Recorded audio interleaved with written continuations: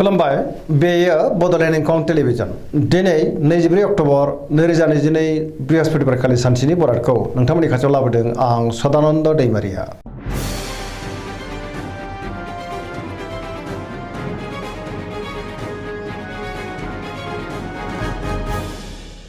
सिगां फरायनो लादों मेष राशि गिबि हांखो अ ल दिनैनि साना जोबोर मोजां बहाबा दावबायनो एबा हान्थिनो खाबु मोननो हागौ आरो मोजाङैनो हान्थिनोबो हागोन मावनो लानाय खामानिखौ थि समावनो आरो गोरलैयैनो मावफुंनोबो हागोन गोसोखौ दिनै जोबोर गोजोननाय मोनगोन देहाया मोजाङै थागोन अब्लाबो नाथाय जानाय लोंनायाव सांग्रां जायोब्ला गाहाम बहानिफ्रायबा मोजां खौरां फैनोबो हागौ रांखावरियाव मोजां बेफार फालांगियावबो मोजां आयाबो बांनो हागौ सोरबा लोगोनिफ्राय थोजासे हेफाजाबबो मोननो हागोन न'खराव दिनै अननानै फैगोन बिमा बिफानि अननाय आदरखौ मोननो हागौ बिदा फंबायनि हेफाजाबखौ मोनगोन गोसोनि बोलोआ बांगोन समाजाव दिनै मान मोनगोन सेंग्रा सिख्लाफ्रा मोजां खौरां मोननो हागौ आरो गोसोआबो दिनै जोबोर रमान्टिक जागोन फरायसाफ्रा दिनै फरायनायाव गोसो दुंखांगोन आरो मोजां फिथाइ मोननोबो हागोन पजिटिभ एनार्जिनि गोहोमबो गोग्लैगोन। वृष राशि गिबि हांखो इ उ ब दिनैनि साना जोबोर मोजां गोसोखौ दिनै जोबोर गोजोननाय मोनगोन गोसोनि बोलोआ बांगोन मावनो लानाय खामानिखौ थि समावनो आरो गोरलैयैनो मावफुंनो हागोन समाजाव मान मोनगोन रांखावरियाव जोबोर मोजां गोबां धोन आरजिनोबो हागोन बेफार फालांगियाव जोबोर मोजां मुलाम्फा मोननो हागोन सोरजोंबा बाख्नाय जानोबो हागौ न'खराव दिनै बिसि फिसायनि गेजेराव अननानै फैगोन बिदा फंबायजों मोजां सोमोन्दो थागोन आरो बिमा बिफानि अननाय आदरफोरखौबो मोननो हागौ देहाया मोजाङै थागोन गुबुननिफ्राय थोजासे हेफाजाब मोनगोन गोसोनि बोलोआ बांनो हागौ सोरबा लोगोनिफ्राय थोजासे अनसायनाय मोननोबो हागौ गोसोनि साननायफ्रा मोगथाङाव जाफुंगोन पजिटिभ एनार्जिनि गोहोमबो गोग्लैगोन।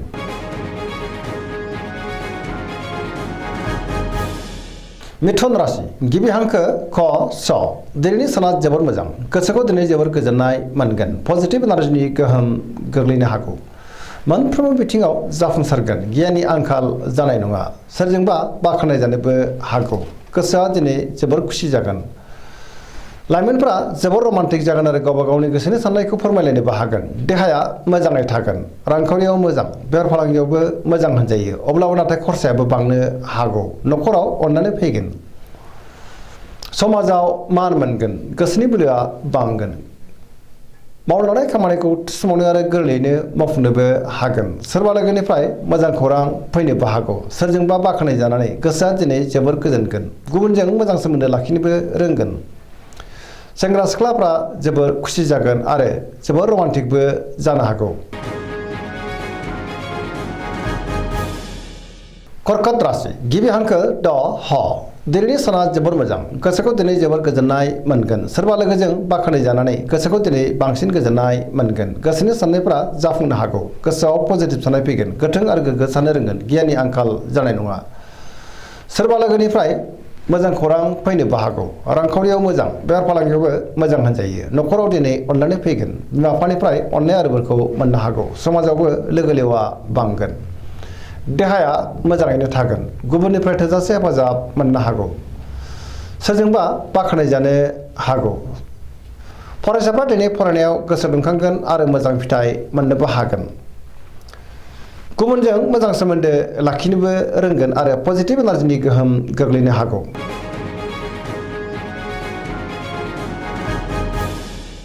सिंह राशि गिबि हांखो म ट दिनैनि साना जोबोर मोजां गोसोआव पजिटिभ साननाय फैगोन गोथों आरो गोग्गो साननो रोंगोन गियाननि आंखाल जानाय नङा मावनो लानाय खामानिखौ थि समावनो आरो गोरलैयैनो मावफुंनोबो हागोन सोरबा लोगोनिफ्राय थोजासे हेफाजाब मोननो हागौ समाजाव लोगो लेवा बांगोन बहाबा दावबायनो एबा हान्थिनो खाबु मोननोबो हागौ रांखावरियाव दिनै जोबोर मोजां अब्लाबो नाथाय खरसायाबो बांगोन बेफार फालांगियाव जोबोर मोजां मुलाम्फा मोनगोन गोसोनि साननायखौ गुबुननो फोरमायनोबो हागोन न'खराव दिनै अननानै फैगोन सोरबा लोगोजों बहाबा दावबायनो खाबु मोननोबो हागौ देहाया मोजाङैनो थागोन अब्लाबो नाथाय जानाय लोंनायाव सांग्रां जानांगोन गुबुननि थाखाय गोबां मोजां खामानि मावनानै होनोबो हागोन गोसोआ दिनै जोबोर रमान्टिक जागोन। कन्या राशि गिबि हांखो प दिनैनि साना जोबोर मोजां पजिटिभ एनार्जिनि गोहोम गोग्लैगोन गोथों आरो गोग्गो साननो रोंगोन गियाननि आंखाल जानाय नङा रांखावरियाव जोबोर मोजां अब्लाबो नाथाय खरसायाबो बांनो हागौ बेफार फालांगियाव जोबोर मोजां आयाबो बांगोन देहाया मोजाङैनो थागोन गोबां मुंदांखा सुबुंजों दिनै लोगो मोनज्लायनो हागौ न'खराव अननानै फैगोन गोबां खामानियाव दिनै मुखुबबो थानांनो हागौ सोरजोंबा बाख्नाय जागोन पजिटिभ एनार्जिनि गोहोमबो गोग्लैगोन लाइमोनफ्रा जोबोर रमान्टिक जागोन आरो गावबा गावनि गोसोनि साननायखौ फोरमायलायनोबो हागोन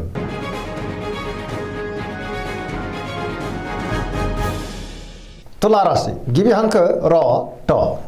दिनैनि साना जोबोर मोजां गोबां रोखोमनि जेंनाफोरखौ दिनै सुस्रांनो हागोन गियाननि आंखाल जानाय नङा गोसोनि बोलोआ बांगोन गावनि गोसोनि साननायखौ गुबुननो फोरमायनोबो हागोन मावनो लानाय खामानिखौ थि समावनो आरो गोरलैयैनो मावफुंनोबो हागोन देहाया मोजाङै थागोन अब्लाबो नाथाय जानाय लोंनायाव सांग्रां जानांगोन रांखावरियाव मोजां बेफार फालांगियावबो मोजां होनजायो सोरजोंबा बाख्नाय जानोबो हागौ बहाबा दावबायनो एबा हान्थिनो खाबु मोननोबो हागौ गुबुननि थाखाय गोबां मोजां खामानि मावनानै होनोबो हागोन सोरबा लोगोजों बाख्नाय जानो हागौ गोदान खामानियाव आखाइ होजेननो हागोन सेंग्रा सिख्लाफ्रा जोबोर रमान्टिक जागोन आरो गावबा गावनि गोसोनि साननायखौ फोरमायलायनोबो हागोन पजिटिभ एनार्जिनि गोहोमबो गोग्लैगोन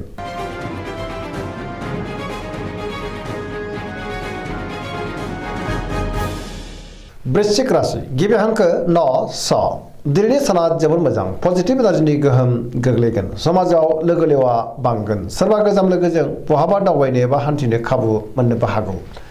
गोसोआव गोग्गो आरो गोथों साननाय फैगोन मावनो लानाय खामानिखौ थि समावनो आरो गोरलैयैनो मावफुंनोबो हागोन सोरजोंबा बाख्नाय जानानै गोसोआ दिनै जोबोर गोजोनगोन गोसोनि साननाया जाफुंगोन गोसोनि बोलोआबो बांगोन समाजाव बयजोंबो अनसायजागोन न'खराव दिनै अनलायनाय फैगोन बिदा फंबायजों मोजां सोमोन्दो थागोन गुबुननि थाखाय गोबां मोजां खामानि मावनानै होनोबो हागोन बेफार फालांगियाव दिनै जोबोर मोजां मुलाम्फा मोनगोन देहाया मोजाङैनो थागोन सोरबा लोगोजों बहाबा हान्थिनो एबा दावबायनो खाबुबो मोननो हागौ लाइमोनफ्रा जोबोर रमान्टिक जागोन आरो गावबा गावनि गोसोनि साननायखौ फोरमायलायनोबो हागोन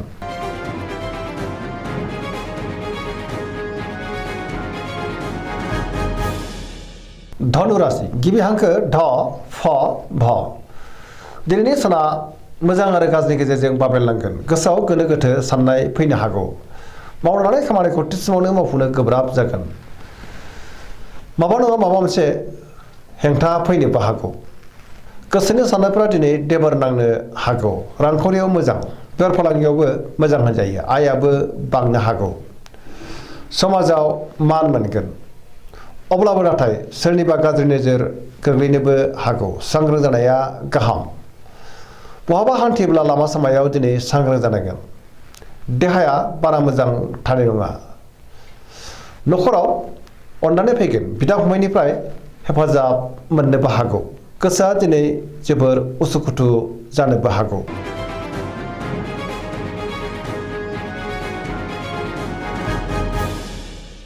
मकर राशि गिबि हांखो ख ज दिनैनि साना जोबोर मोजां गोसोनि साननायखौ गुबुननो फोरमायनो हागोन मावनो हानाय खामानिखौ थि समावनो आरो गोरलैयैनो मावफुंनोबो हागोन रांखावरियाव मोजां अब्लाबो नाथाय खरसायाबो बांनो हागौ बेफार फालांगियाव मोजां होनजायो गुबुनजों मोजां सोमोन्दो लाखिनो रोंगोन गोबां खामानियाव दिनै मुखुबबो थानांनो हागौ सोरजोंबा बाख्नाय जानोबो हागौ मोनफ्रोमबो खामानिखौ दिनै गोरलैयैनो मावफुंलांनो हागोन गोदान खामानियाव आखाइ होजेननोबो हागोन न'खराव दिनै अननानै फैगोन बिदा फंबायनिफ्राय थोजासे हेफाजाब मोननो हागौ सेंग्रा सिख्लाफ्रा जोबोर रमान्टिक जागोन आरो गावबा गावनि गोसोनि साननायखौ फोरमायलायनोबो हागोन गुबुनजों मोजां सोमोन्दो लाखिनोबो रोंगोन फरायसाफ्रा दिनै फरायनायाव गोसो दुंखांगोन आरो मोजां फिथाइ मोननोबो हागोन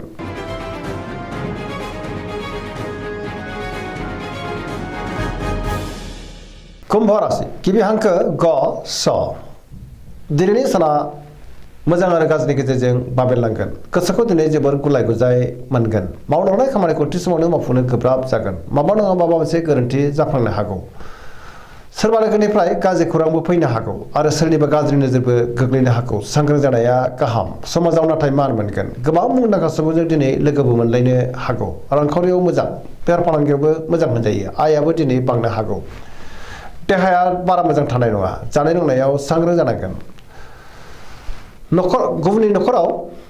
दावबायनो खाबुबो मोननो हागौ आरो सोरजोंबा बाख्नाय जानोबो हागौ बहाबा दावबायनो एबा हान्थिनो खाबु मोननोबो हागौ अब्लाबो नाथाय नेगेटिभ एनार्जिनि गोहोम गोग्लैगोन। सांग्रां जानाया गाहाम।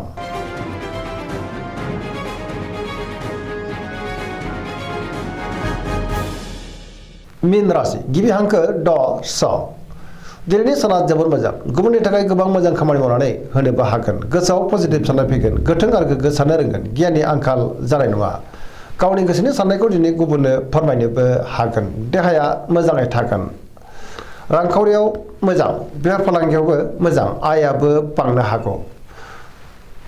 नखराव बिदा फंबायनि हेफाजाबखौ मोननो हागोन। सोरजोंबा बाख्नाय जानोबो हागौ। सेंग्रा सिख्लाफ्रा जोबोर रमान्टिक जागोन आरो गावबा गावनि गोसोनि साननायखौ फोरमायलायनोबो हागोन। गुबुनजों मोजां सोमोन्दो लाखिनोबो रोंगोन। फरायसाफ्रा दिनै फरायनायाव गोसो दुंखांगोन आरो मोजां फिथाइ मोननोबो हागोन। पजिटिभ एनार्जिनि गोहोमबो गोग्लैगोन। सरासनस्रायै दिनै साना जोबोर मोजां आरो मोजाङैनो बारग'लांगोन। दिनैनि राशि फरायनाया एसेनोसै। जोबनायाव बेखौनो खावलायो जाहाथे नोंथांमोना सानफ्रोमबो जोंनि बे बड'लेण्ड इंखं टेलिभिजनखौ नायबाय थायो आरो साबस्क्राइब खालामो, लोगोसे लाइक खालामो आरो शेयार खालामो। एसेनोसै। गोजोन्थों।